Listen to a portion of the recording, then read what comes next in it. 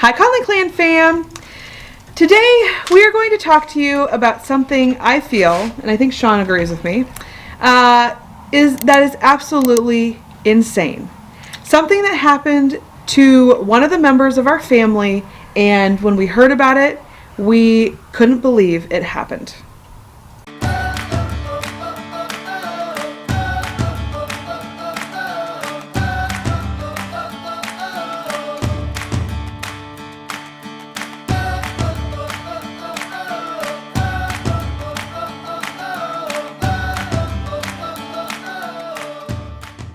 So there's really more than one thing that has just been mind-boggling to find out. And we have found a couple of things out through the kids.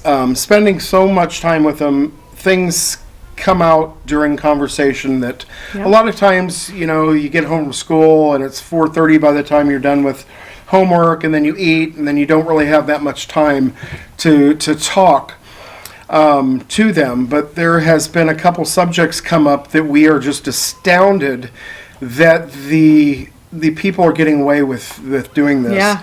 The first one had to do with healthcare providers. Now let me preface this with, I don't want to get into a huge debate about because this topic is I feel like a very sensitive topic, and our channel, I feel like I really like having it be uplifting and good things and show like reality, and this is reality, but it is also a debatable topic, and I don't want to debate the topic. I just want to talk about what happened. Yeah. So she's now 14, but our 13-year-old went in for 13, a pediatric gynecological appointment. I was not there. I was there for most of the appointment. I mean, we go in and we explain to them what's going on and what they're looking for, giving them all of the information. So you and Emma were in the room at the same time. Yeah. And as a lot of you guys know, and me being a chiropractic doctor, there were times where it was nice to ask the parent if it would be okay to speak with the juvenile patient or underage patient by ourselves, so that you could find out, well, things that if they're embarrassed talking about in front of their parents. There's a comfort level there when the parent is there, and it's different when the parent's out of the room. I get that. Yeah, sure. But what I don't get is what they did during this talk with our daughter. Yep. And again, it didn't happen just once, it happened twice. I can't even tell you how mad it took me days to get over the fact that she did this. She, as Raya was out of the room, had talked to her about some of the basics, and then she said, "Have you had your vaccine shot, your COVID shot?" Yeah. And Emma answered no, and she proceeded to talk with her about the idea that she can give her the COVID shot or the vaccines without us knowing, and we would never know. We would never have to said that we will never tell disclose your this parents. information to your parents. And luckily, we have a very, very open dialogue going with all of our kids, even our young kids, about the vaccines. Yeah. And we are not anti-vaccine. No. Me being a natural health care provider, over the years, I had a lot of trouble with, what is this they're putting in us? It's never discussed, and we don't get flu shots. I mean, and that's controversial stuff, especially in this day and age. But to go behind our back and tell Emma that she will give her the COVID shot if she wants it, without us even knowing about it. Without our permission. Now, no, you have to think, she comes home from her appointment, she's got either a bruise on her arm the next day, or you find out she's got a Band-Aid. Right. I don't know how many of you would take that in stride, what they have done to breach confidence of their patient. But so that happened. So asking us behind our back, first of all, I feel like is completely out of line. And whether you believe in them or don't believe in them, I don't think that asking a minor child A to give 13-year-old child to make a huge a medical decision like that, right, is appropriate. And then the second thing that I thought was just horrific was that they said that they wouldn't tell us and that we would never have to know. And who does that? Who? Nobody.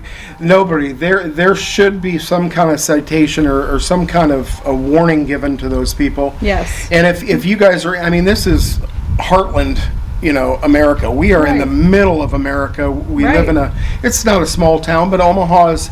It's not ginormous. Right. It's very conservative. Yeah. Compared to the East and West Coast and many other areas. I cannot imagine what they're dealing with. But to do that and go behind their back, offer something like that to somebody who really normally a 13-year-old is very uneducated about a vaccine. Right. Well, what's the downside? They're not going to ask those questions. Right. And that's where it just completely shattered our trust in them. Yep. And then we had another appointment where our daughter had to go in for a checkup, and this was a year later, I believe.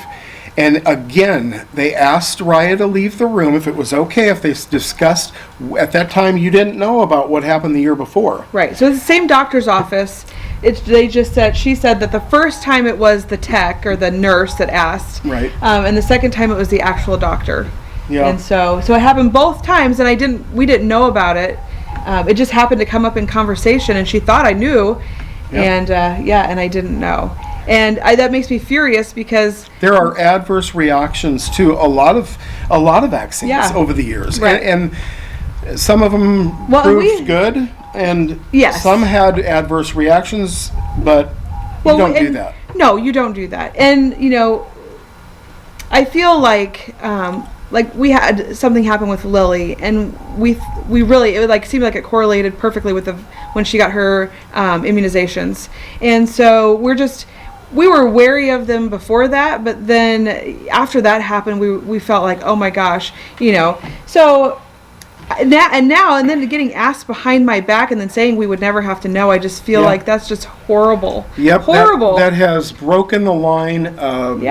Communication cannot be cut off between parent and child. Well, now when they asked me to leave the room, no, there's and no way. That is really what I want to convey here is what they're doing when you leave the room. Now, this may be a GP, just a regular general practice doctor, and you leave the room. They somehow became authorized through this emergency vaccination health, whatever you want to call it, that has allowed them to go behind our back to underage children and get away with this. So next time they ask, I would suggest you use, use some discretion. Be careful. Whether you really want to be out of that room, because when you go back into that room, something may have happened that you have no idea about. Well, and who knows, if they have free reign with that, who knows what else they could ask or do to your kids without telling you.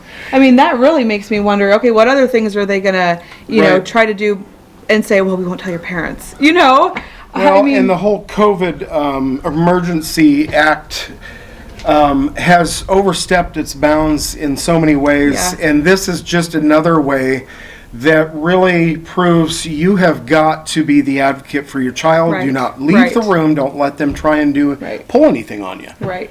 And I'm sorry I'm getting upset, but this is so crazy to me. Yeah, it is. It really is.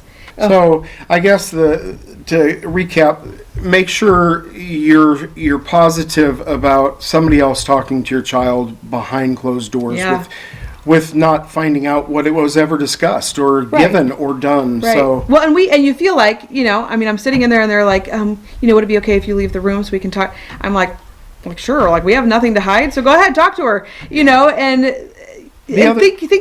thinking in my mind that, I was a teenager and they asked me things like, do you do this or do you do that, things that you don't want to talk to your parents about. And they've really put the parent in a very hard place, because what happens, in our field, we obviously are into foster care and adoption and caring for these kids that didn't have what they needed and their environment was bad. But even as I was trained as a doctor, when you get that child or that particular person away from their caregiver, or really anybody that came with them, you get them isolated, and now it's their chance as the caregiver or the provider to ask all kinds of questions. Has anyone hurt you that you have not told someone and you feel like you need to share with us? Yeah. And that opens up the abuse stuff. And Right. so when you go about asking that parent, would it be okay if I discuss this with Johnny? Discuss some things maybe he's uncomfortable discussing in front of you. Right. Anything can be brought up at that time. They're looking for, any indication that there's some kind of abuse, neglect, Right. some flag that is going to come up, and that is when CPS is called. Right. Right. It doesn't even need to be hardly anything. You had an incident with our older daughter, Brianna, where she had been in gymnastics class I think she was in 3rd grade at that time. I don't remember. And she fell or jumped. She was in gymnastics class and fell on a trampoline and broke her leg. She was little. She was littler than She that. was You're 4. right. Her 4th birthday was like 2 days after that. And when you took her to the ER, you said they treated you very oddly and really made you feel uncomfortable. Yeah, he was the doctor, and I was a young mom. I mean, she was 4, so that means I was like 26. And they were very mean to me. So he told me how ridiculous I was to let her jump on a trampoline, even at gymnastics class, and these places should know better. And Made you feel neglectful and made me feel irresponsible as a parent. Yep. And which is BS. I mean, I felt a parent horrible. should have the ability to make choices that I mean, a child can twist their ankle going down a mall staircase. Yeah, right. And does that make you? I mean, I get, especially working on spines and necks, I get the trampolines can be dangerous, and they are pretty dangerous. Yes. I don't love them. No. But our kids do kids have love them. one ourselves right now, and we watch them very close. Yes. But that's an example of that ER doctor finding out she was a single mom at the time, and took advantage of that situation and made her feel it was one step away from CPS being called. That's what I see as a retired doctor. That was one step before calling CPS to have them investigate, which is, I mean, horrible. And there are times that's needed as a disclosure. Yeah, and it's hard because I feel like there is a fine line there, and we advocate, obviously, if something is going on with someone, a child in their home, like, we want that obviously to come out. We're foster parents, right? Like, we want those kids to be taken care of. But when you're a good parent and you're trying to do all the right things, and something, there's a unfortunate accident, or you're letting these doctors talk to your children because you have nothing to hide, and all of a sudden they cross this boundary where and same with this guy, the doctor for Brianna, and he was just so mean to me, and that's just not right. It's just not right. So when you decline, if you were to decline them talking in private to your underage child, you may want to clarify why. Right. I would like to know everything that's going to be discussed. As a matter of fact, I'd really like to be in the room. I don't really want to leave, and I feel like that almost makes you look like you have something you're guilty, to hide, but you're not. But the reason is because boundaries have been crossed before, and now you're not comfortable with it. So that's the rock and the hard place. I was trying to describe. You don't really want to say no, but you don't want to say yes. But what it comes down to ultimately is the safety of your child, and being able to control the decisions those doctors feel like they have over everything right now. I don't get it. I don't either. And there are other things that we have found out, not just medical, but about like school and things like that, because now all of a sudden,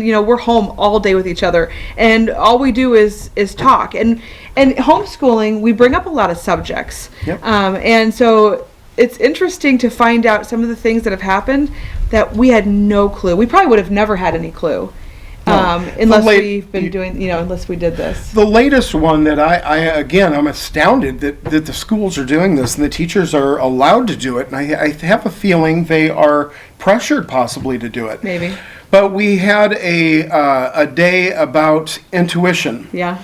Talking about it, what it is, kind of what we know about it, Right. I know it's kind of a subject that, we haven't learned a whole lot about, they try to study it, but it's a hard thing to study because it's so abstract. But yeah, so I feel like intuition is such a valuable tool. Like, I follow my intuition all the time, and I personally feel like my intuition comes from God.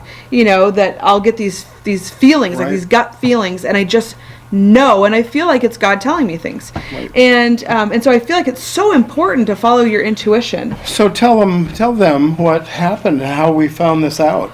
So here's what I do. I always have the kids, I'll pick a topic and I'll say, go research this topic for, an hour or two, and then come back, we'll all meet together and we'll talk about it. Tell me what you learned, and then I'll tell you what I feel like I know about it.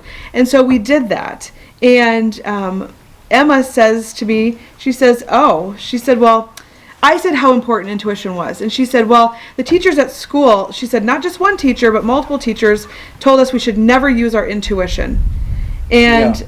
I said, what? And she said, oh yeah, they told me that in multiple grades. And it was better for you just to guess. It was better, yeah. Now, Rosie said that. So Rosie said, she said, yeah, Emma's right. She said, my teacher told me that it is better to make a guess than it is to use your intuition on something. But then she said when she did research on it, and I think this was before that day, she said, I found out that they say intuition, like in their studies they've done, intuition actually gives you a 20% better score on a test than guessing. And she said, but our teachers told us we should 100% not use intuition. We should just guess. So you've got to wonder what the agenda is behind just something so that crazy. Small. And I know it seems small and petty. Oh, intuition isn't that big. Well, it's a lot more than I think people give it credit for. It's our communication, our spiritual connection with our God, right. And it's there for a reason. It's to protect you in circumstances where you might be, feeling fear or worry going into a certain situation, and it tells you to stay away. And there's usually, if you look later, there was a reason why you weren't supposed to go in there, or right. Yes. And we're talking about testing and stuff like this, but in general, why in the world would you tell us that is an innate ability God gave us, right, and put in our mind and our spirit, to help us navigate this world? And we don't talk a whole lot about controversial subjects on here at all. We believe in God. We don't talk a whole lot about that. But I do feel like that there is someone or something out there threatening everything that has to do with God. So and good, right, and good. And they're taking this stuff away from us. And so, like, by them saying don't use your intuition, it's like, well, don't use your God-given gift or your connection to Him. And I just find that ridiculous. And they're taking God out of the schools, and I mean it's all correlated. If you really step back and look at it, it's all correlated. They're attempting to dismiss God, natural innate abilities such as your body's ability to fight its own disease without interacting with vaccinations. Right. Your own innate ability to have that intuition help guide you in decision making, and anything that we have been naturally given. I feel like they're trying to move us away from that. They don't. So. And we can leave it at that point, but we don't like to get into this, but it's becoming something, we feel obligated to share with our brothers and sisters. Right. And you guys being our brothers and sisters. Our family. Because what's going on? We've got to stand together for what is right and just, and make sure that they aren't doing this to anybody else that's listening to this. Well, and you guys may not know you know, that I mean, we didn't know until the kids told us. So there's a lot of people out there that probably would be like, oh my gosh, I can't believe that. And maybe it's happening in your doctor's office, or maybe it's happening at your school, and you just don't know because nothing has been said, because we probably wouldn't have known either. Yeah. But I was just flabbergasted when we learned both of those things. I couldn't believe either one of those. I mean, I do believe it, but it's just crazy to me. It's so crazy. Yeah. And we just want to make sure that, you know, everybody is aware of what's happening out there in the world. Yeah. Because it seems like it's getting crazier and crazier by the day. The other thing, too, is about school. So, you know, you may not be able to homeschool, or, you know, you may be able to but don't want to. And that's like completely, you know, we have nothing. I feel like everybody should be able to have their own opinion and be able to do what they want and what they feel is right. And but just if your kids go to school, you know, maybe ask questions. Hey, what's going on? Hey, you know, what did you know, anything interesting you learned today? You know, just because I feel like there are those things going on, and with conversation, things come out. And I feel like it's important to know, so you just know what's going on. Yeah. So that's our rant today. Yeah, sorry guys. And I don't like getting into it. I know. But at the same time, I don't either. I don't like talking about the touchy topics, but I also feel like it's good for people to know what's going on out there. So we just wanted to make sure we shared it with you guys, and we will definitely make our next video a little bit more uplifting. Thanks, we'll see you guys later. Bye.